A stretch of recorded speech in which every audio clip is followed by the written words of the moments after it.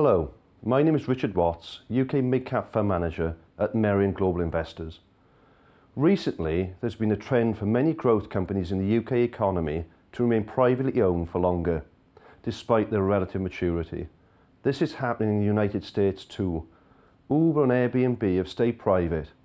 Facebook, which was founded in 2004, delayed its IPO until 2012.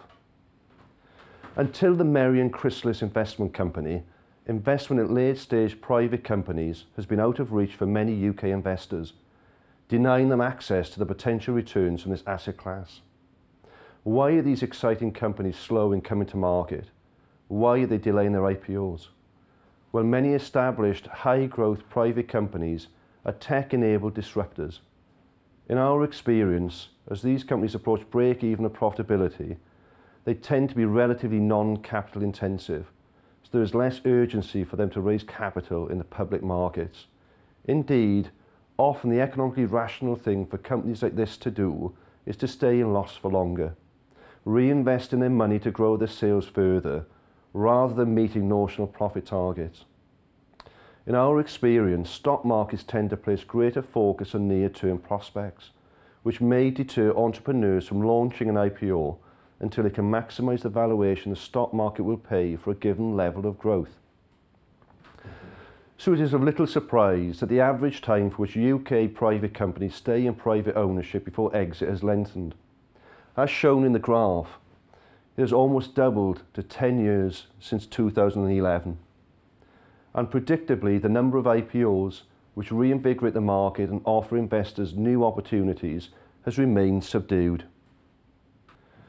Whilst other factors can determine when later stage private companies decide to IPO, in our opinion, private companies tend to seek an IPO when management feels they can maximise the valuation the stock market will pay for a given level of growth. This means that while predicted growth rates at the point of IPO are often very impressive, actual growth rates can be significantly higher in the years before the IPO.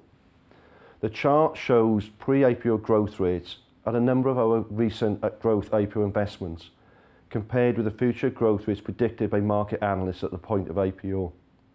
The average growth rates being predicted post-IPO are roughly half those being achieved pre-IPO. So for us in the UK small and mid-cap team at Merian Global Investors, the opportunity to invest in businesses at maturity levels that were historically commensurate with those seeking an IPO, which are now more likely than was previously the case to generate attractive levels of growth while private, is compelling. The Merian Chrysalis investment company will enable UK equity investors who only have access to public markets to capture this phase of growth. How can we do this? Private companies are looking for ways to de-risk an IPO.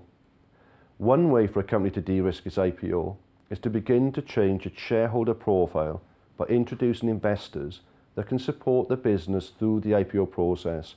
We call this crossover investing. Unlike private equity or venture capital firms, crossover investors are natural buyers of listed equity. But importantly, not all crossover investors are seen as relevant by these private businesses. We are well positioned to advise on the investment opportunities offered by later stage private company investments, as we have the attributes necessary to be a relevant crossover investor, namely our scale, our track record, and our reputation as a long-term supportive investor. Currently, we have assets under management of approximately 7 billion, which are invested in UK small and mid-cap companies, making us the largest dedicated UK manager in this space. In addition, our strong performance track record in picking winners at IPO is a significant benefit. We believe there are plenty of opportunities across a wide range of sectors for investing in some of the most exciting private growth companies in the UK. That's why the Merian Chrysalis investment company was launched, to tap into the unlisted opportunity. Many thanks for watching.